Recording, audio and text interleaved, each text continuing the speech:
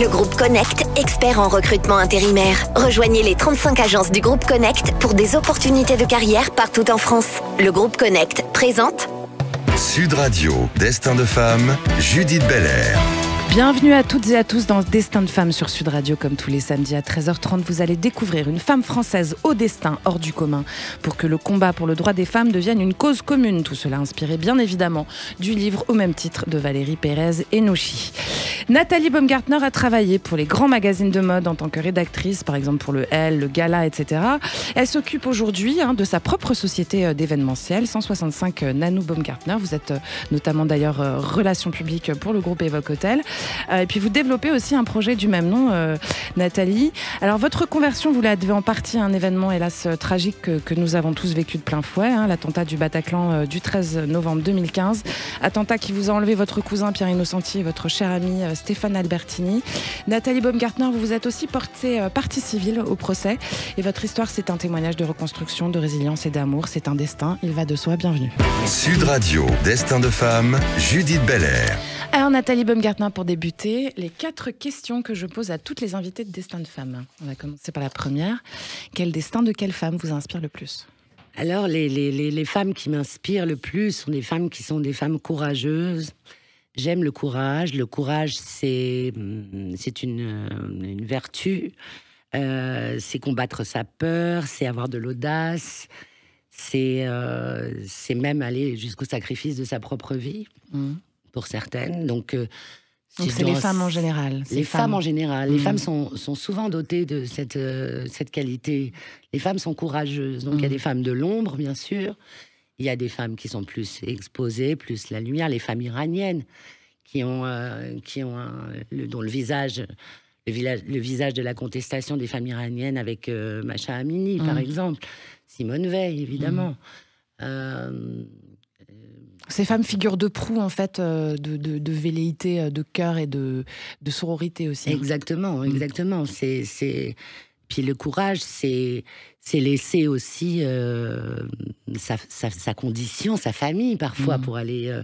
pour ne plus avoir de temps pour rien. Rien n'est plus fort que la mission qu'elle porte. Donc c'est au sacrifice de beaucoup de choses. Donc c'est très... Donc c'est les combattantes, en fait, que vous honorez. Des combattantes. Et des femmes de l'ombre aussi qui sur dans un autre domaine, poussent la porte d'un commissariat ou alors vie volée en éclats parce qu'elles ont les coups de leur mari et oser bouleverser leur vie.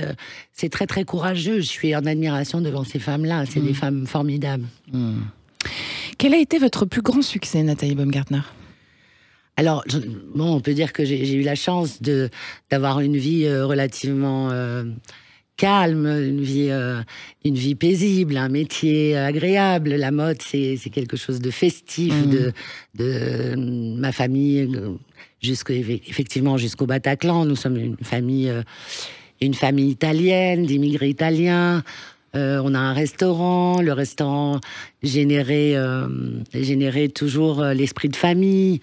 Dieu merci, on a vraiment eu beaucoup de chance. On est en France aussi. C'est une grande chance d'être dans un pays où la démocratie, jusqu'à ce qu'elle soit peut-être en train de vaciller un peu, mais néanmoins, pour répondre à votre question, je dirais que mon plus grand succès, c'est sans doute d'être resté proche de mes valeurs tout le temps. C'est-à-dire que, en ce sens que rien m'a jamais écarté de mes valeurs, de ce que mon grand-père Livio m'a appris, c'est-à-dire le respect de l'autre. Oui, parce que c'est le restaurant de votre famille, Livio, le restaurant qui est à Neuilly. Exactement. Donc mon grand-père, qui s'appelait Livio, mon grand-père, il m'a appris à respecter l'autre, à ne pas regarder la couleur de peau de quelqu'un, ses origines, sa religion, sa condition sociale. Et je dois dire que dans un monde comme la mode, par exemple, où j'ai évolué... Oui, qui est un monde plutôt d'apparence au départ. Voilà, parfois ça peut être au bord du superficiel, ça peut frôler ça aussi. Je dois dire que ma grande chance et mon grand succès, c'est de ne jamais avoir cédé à ce snobisme-là. je suis très, très heureuse de ça. Donc d'avoir réussi à surfer dans un monde où effectivement, qui est un monde d'apparence, en gardant votre colonne vertébrale, quoi. Exactement. Ouais. Et de ne pas avoir fait de compromis avec ça. C'est sans doute aussi la raison pour laquelle j'ai quitté la mode. D'accord. C'est pas la mode que j'ai quitté, parce que après les événements du 13 novembre, c'est vrai qu'il y a une bascule, évidemment.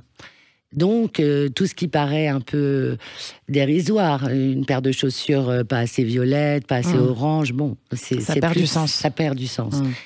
Mais il y a aussi un regard sur la presse, les médias.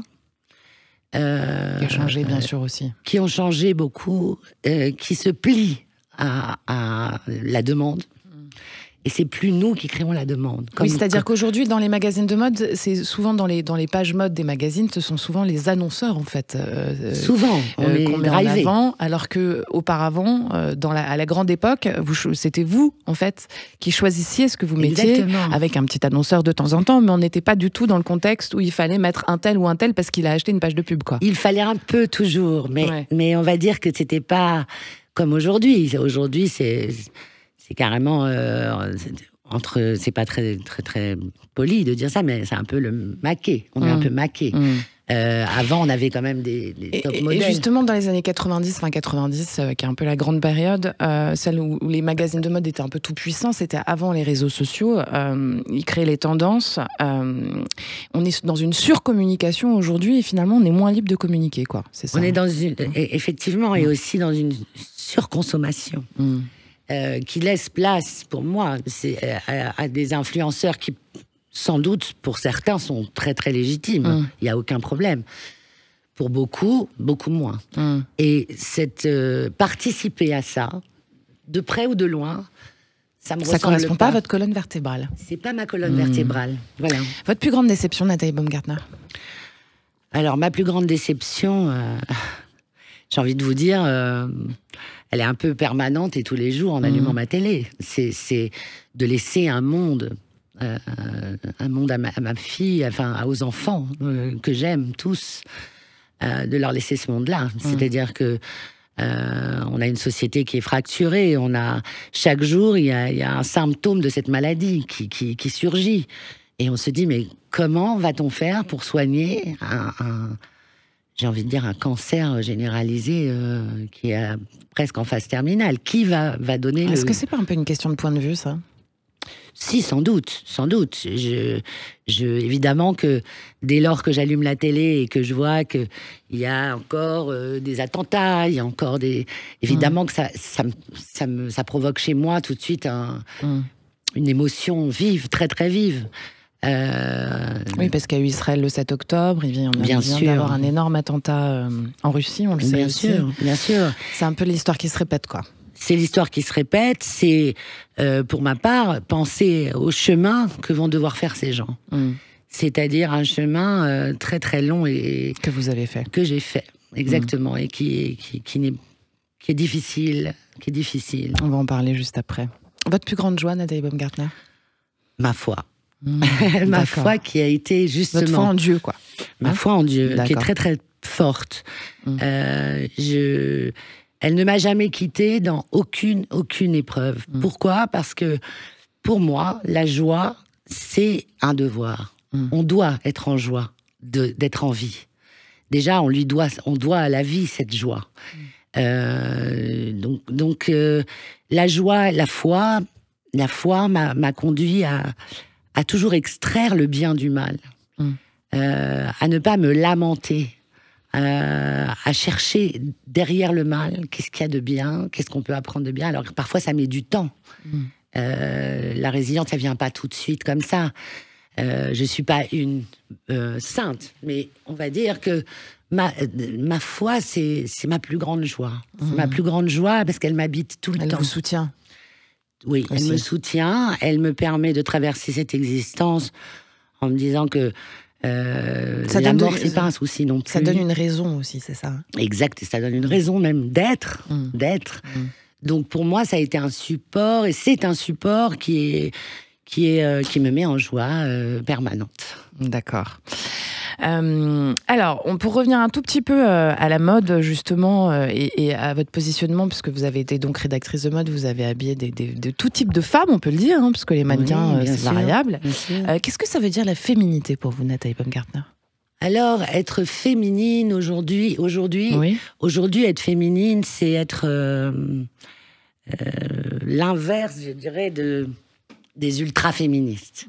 C'est garder une sensualité, c'est pas mettre des chaussures plates, quoi, c'est ça que vous voulez dire. Non, c'est être très ondulé. C'est une femme, ça doit garder sa douceur, ça doit garder son intelligence, et comment dire, d'être dans la douceur. Est-ce qu'on peut être féminine et féministe ? Oui, bien sûr, mais bien sûr. On est de toutes les façons. Qui n'est pas féministe ? Qui ne veut pas aujourd'hui ? Il y en a. Il y en a, mais je veux même dire des femmes. Hein. Oui, c'est vrai, mais c'est une folie de ne pas l'être dans ce monde. Vous le savez, Sud Radio, c'est votre radio Destin de femme. Aujourd'hui, c'est avec Nathalie Baumgartner qui est à la tête de 165 Nanoboom, et puis ex-rédactrice de Mode Duel, et puis partie civile au procès de l'attentat du Bataclan. Restez avec nous, on va en parler justement. À tout de suite. Sud Radio, Destin de femme, Judith Belair. Ah voilà. Sud Radio, Destin de femme, Judith Belair. Si vous nous rejoignez, bienvenue les copines et les copains dans Destin de femme sur Sud Radio, l'émission du féminisme positif consacrée aux femmes extraordinaires qui font notre République française. Aujourd'hui pour vous, Nathalie Baumgartner, qui est à la tête de 165 Nanoboom et ex-rédactrice de mode, qui était aussi partie civile au procès de l'attentat du Bataclan. Alors Nathalie Baumgartner, vous êtes donc partie civile au procès de l'attentat du Bataclan en 2021. C'est un attentat lors duquel votre cousin, Pierre Innocenti, et votre très cher ami, Stéphane Albertini, ont tous deux perdu la vie. Dans les affreuses circonstances que nous connaissons. Et alors, vous avez pris la parole, Nathalie Baumgartner, vous avez témoigné de la douleur de votre famille, et je reprends vos mots, de l'abyssal chagrin des vôtres. Bien sûr. Et c'était important de le faire. Dans ma famille, et dans les autres, sans doute aussi, par rapport aux valeurs dont je vous ai parlé tout à l'heure, des valeurs de respect de l'autre, de non mauvais regard. On n'a aucun mauvais regard sur quelqu'un qui n'a pas nos origines, notre religion, notre couleur de peau, notre condition sociale. Pour nous, être tout d'un coup au centre d'une tragédie comme le 13 novembre et les attentats du Bataclan, perdre 2 personnes, c'est une bascule qu'on ne comprend pas, qu'on n'aurait jamais imaginé devoir affronter dans nos vies. C'est vraiment une bascule. Donc, votre question, c'est pourquoi j'étais partie civile ? Non, en fait, l'abyssal chagrin. Voilà. L'abyssal chagrin, il est indescriptible. Mais pourquoi c'était aussi important de témoigner ? C'était effectivement on imagine, pour témoigner de ce chagrin, mais il y avait aussi une pierre à poser pour vous, quoi. C'est sûr. Et ça faisait partie aussi de ma réparation. Il se trouve que l'attentat du 13 novembre a ôté la vie de mon cousin et de Stéphane, comme vous l'avez dit tout à l'heure.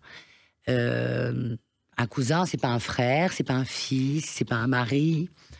Vous étiez très proches. Néanmoins, on était proches de par la géographie du lieu, c'est-à-dire Livio, c'était un point de rencontre pour nous tous. Même si on ne s'assoit pas, même si on sort pas ensemble, même si on n'a pas les mêmes copains, on est sûr de se voir beaucoup plus souvent que des cousins qui se voient 2 fois par an.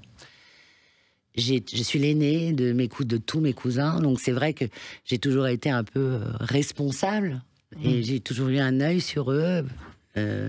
C'était mon rôle d'aînée. Donc, la relation était assez forte émotionnellement. Après, pourquoi être partie civile ? Être partie civile, ça a été pour moi, on va dire que pendant 6 ans. Alors, ok, vous vivez avec ça, vous réapprenez à vivre, vous êtes obligé d'avoir de la joie par moment, vous souriez, mais votre rire est toujours voilé. C'est vraiment le cas de le dire. On n'a plus un rire franc, on n'a plus... on se regarde dans la glace, on n'est plus... ok, on est la même, mais on n'est plus la même. On n'a plus de repères. Pour ma part, c'était très compliqué. Quand mon ami avocat m'a proposé de me représenter et m'a conseillé pour ma réparation, d'être présente, de me porter partie civile, et c'était le seul moyen, en étant partie civile, d'avoir la possibilité de suivre tout le procès. C'est-à-dire d'avoir des codes qui, même quand j'étais chez moi, me permettaient d'écouter le procès avec 1 heure de différé. Je voulais à tout prix comprendre, juste comprendre. Dans mon corps m'habitait un sentiment qui m'est totalement étranger, c'est la haine. J'ai la foi, comme je vous ai dit. Donc la haine, elle ne peut pas habiter mon corps. Or, j'avais de la haine.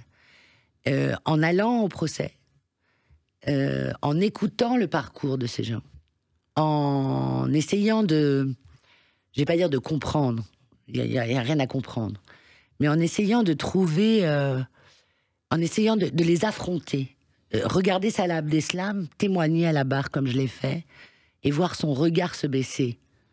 C'est une victoire, c'est un moyen d'éliminer cette haine, de la faire partir de mon corps et de continuer ma vie sans ce poison qu'est la haine.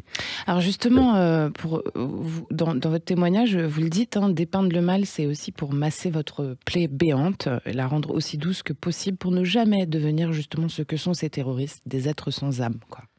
C'est-à-dire qu'en fait, céder à la haine, c'est se mettre à leur niveau. Exact. Je ne sais même pas si réellement c'est leur... je ne sais même pas s'ils sont habités par... oui, ils sont habités par une forme de haine.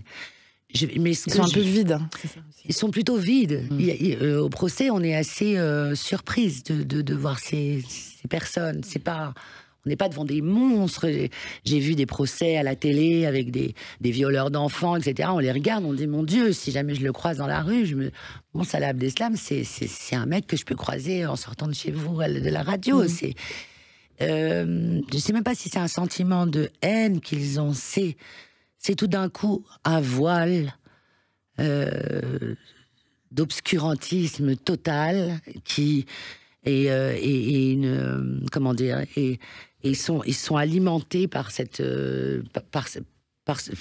idée que si on ne s'islamise pas, que si on ne fait pas partie alors il faut qu'on meure. Pardon, excusez-moi, allez-y. et qui s'octroie le droit pour une femme de foi d'enlever la vie à la place de Dieu et au nom de Dieu. C'est très grave, très très grave. Alors c'est très grave aussi pour les musulmans, parce que forcément on a tendance maintenant à généraliser. Et il y a évidemment la majorité des musulmans qui ne sont pas des extrémistes. Vous racontez que votre famille est d'origine italienne. Vous le dites aussi, vous aimez les spaghettis, mais aussi le couscous royal et les odeurs de l'Orient. Donc en fait, témoigner, c'était de prendre la parole comme vous l'avez fait, c'était aussi pour souligner ça et dire que finalement le lien existe encore, quoi. Je suis si triste. Ma mère vit au Maroc. Ma mère vit au Maroc depuis des années. Je connais le peuple marocain. Je connais beaucoup de musulmans en France aussi. J'ai fréquenté beaucoup de monde de par ce désir de connaître l'autre. La majorité des musulmans condamnent fermement ces attentats. Néanmoins, comme je l'ai dit au procès, ils doivent porter le poids de la honte. Ils se demandent si on les assimile à ça. Ils baissent les yeux, c'est terrible. Moi, j'aurais voulu... mon rêve serait, avant de partir de ce monde, de nous voir tous ensemble, avec les juifs, les musulmans, les chrétiens. Black Bomber, quoi. Ce qu'on a Black connu, Bomber dans la rue contre le terrorisme, de les voir tous ensemble, qu'on se tienne tous la main. Alors, excusez-moi, je me permets de rebondir là-dessus. Le 13 novembre 2015 à Paris, il a une résonance toute particulière. Il y a eu le 7 octobre 2023 en Israël. Bien sûr. Bon, et puis il y a ce qui vient de se passer en Russie aussi. Il y a eu 186 morts. Tout d'un coup, les gens recommencent à comprendre. Mais comment ça se fait qu'est-ce que ça a évoqué chez vous, justement, la réaction de ce peuple français qui s'est pas levé contre l'extrémisme et l'islamisme, et ces terroristes qui ont massacré 1300 personnes, quoi. C'est terrible, c'est terrible. On oublie la religion qu'on peut porter nous-mêmes. ces jeunes, qui sont des jeunes de gauche, enfin, qui sont on parle des Français, qui sont des personnes qui n'ont absolument, comme au Bataclan sans doute, aucune appartenance particulière, qui dansent tous ensemble, qui font la fête, qui sont jeunes. Tout d'un coup, leur vie s'arrête, la vie des familles de ces gens s'arrête. On sait, pour parler de féminisme... Alors là, vous parliez de ce qui s'est passé en Israël, pour que ça soit clair pour les auditeurs. Oui, bien sûr, de ce qui s'est passé le 7 octobre. 7 octobre, donc ces femmes, pour certaines des femmes, puisqu'on parlait de féminisme tout à l'heure, comment, en France, c'est passé sous silence, où on dit oui mais quoi, en fait? Il n'y a pas de oui mais. Il y a une barbarie, il y a une attaque terroriste barbare. Ils ont violé des femmes, ils ont éventré des gens, ils ont tué des enfants. Bah c'est non, en fait. C'est non pour eux, c'est non pour tout le monde. C'est non pour... malheureusement, les attaques terroristes sont souvent guidées par l'islamisme en ce moment. Et est-ce que vous, personnellement, forcément, on imagine que juste ce que vous avez vécu, ça a dû être... terrible. Terrassant, quoi. Ouais. Terrassant. Et ce qui était terrassant pour moi, c'est déjà de m'imaginer le chemin qu'allaient faire ces gens, quand je voyais ces familles, quand je les vois encore aujourd'hui, parce qu'il y a quand même encore des otages. Donc il ne faut pas les oublier, parce qu'on a tendance à plus trop en parler. Quand je vois le visage de ces familles, c'est des frères, c'est des sœurs. Ils ont le même visage que moi. Il y a des choses, des choses que je reconnais en eux. Donc déjà ça, et puis en plus ce silence, il est terrible. Alors si vous aviez un souhait, parce qu'hélas il nous reste très peu de temps, Nathalie Baumgartner, qu'est-ce que ça serait? Mon souhait, ce serait qu'on marche tous ensemble, qu'on soit unis contre le terrorisme, qu'il n'y ait pas de barrière de fracture, qu'on accepte qu'un musulman marche avec nous, qu'un athée marche avec nous, qu'un catholique marche avec nous, qu'un juif marche avec nous, qu'on marche tous ensemble. Qu'on s'accepte, en fait. Qu'on s'accepte, et de voir qu'on a nos enfants au milieu de tout ça, et qu'on va peut-être remettre en cause ou en doute, en tout cas en France, qu'on n'accepte pas ça, c'est pas possible. Et d'ailleurs, vous avez vous-même une enfant métisse, la jolie Kenza, avec le comique qu'on connaît tous, Smaïn, qui n'est pas musulman mais qui est algérien. Comment elle a pris ça, elle, en quelques mots? Pris le quoi? Bah justement, son métissage. Ouais, c'est-à-dire tout ce mélange-là. C'est assez compliqué. Ouais. C'est compliqué parce que ma fille, parfois, elle est orientale. Ça, c'est une certitude. Elle a été élevée chez moi dans le judaïsme. Son père n'a jamais eu d'opposition à ça. Ma fille, c'est vrai que parfois c'est compliqué. Néanmoins, je pense que de vivre avec moi, de pratiquer des choses religieuses comme Shabbat, etc. C'est vrai que pour ma fille, aujourd'hui, il faut que ma fille... elle est la preuve que ça peut exister, quoi, aussi. Mais oui, bien sûr, mais c'est sûr. Et que c'est dans nos enfants et dans l'amour. Si je vous envoyais ça comme message, c'était aussi pour dire que finalement, le lien, il se crée comme ça aussi. Mais c'est certain. C'est par l'amour qu'on va... C'est un peu bateau de dire ça, chers auditeurs, mais c'est vrai. C'est la vérité. C'est l'amour qui va nous sauver. Il n'y a que ça, j'espère. Nos enfants, les générations qui viennent. J'espère. Le mot de la fin, Nathalie Baumgartner. Écoutez, merci de m'avoir reçue. Avec plaisir. Merci de m'avoir fait parler de tout ça, et j'espère que ça va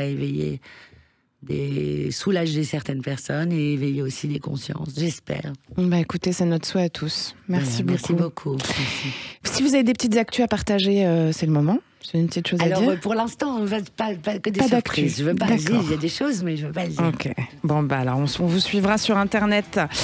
Merci beaucoup d'être venu partager avec nous sur Sud Radio. Nous, chers auditeurs, on a rendez-vous déjà demain pour cet excellent à 19h. Et puis samedi prochain, évidemment, à 13h30 pour un nouveau Destin de Femme. Le podcast Destin de Femme, tous nos autres rendez-vous sont sur sudradio.fr, la chaîne YouTube de Sud Radio. Attention, on a dépassé les 900 000 abonnés. Merci. On est ravis de vous avoir avec nous. Et puis, merci aussi à Julien qui réalise pour vous aujourd'hui, aux équipes de Sud Radio. Et puis, bisous les copines, bisous les copains.